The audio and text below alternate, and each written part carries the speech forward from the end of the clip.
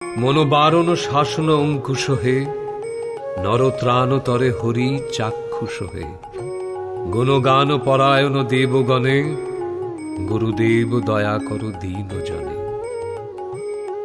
চঞ্চল মনের অকরণীয় কিছু নেই। আমাদের চঞ্চল মন উন্মত্ত বারণ, মানে হস্তি সদৃশ। তাকে শাসনে রাখবার অঙ্কুশ তুমি। কিন্তু আমার এই চঞ্চল মন শাসিত হচ্ছে না কেন?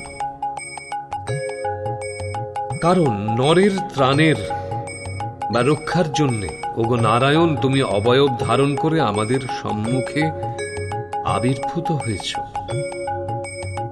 দেবতাগণ সর্বদা তোমার গুণগান করে থাকেন, কিন্তু সেই দৃষ্টিতে আমি তোমাকে দেখি কই? আমি তো তোমাকে আমাদের মতো সাধারণ মানুষ হিসেবেই দেখে থাকি। তুমি যে সদা জাগ্রত থেকে আমাকে রক্ষা করে চলেছ, আমার প্রতিটি কাজকর্ম, প্রতিটি শ্বাস তোমা কর্তৃক নিয়ন্ত্রিত।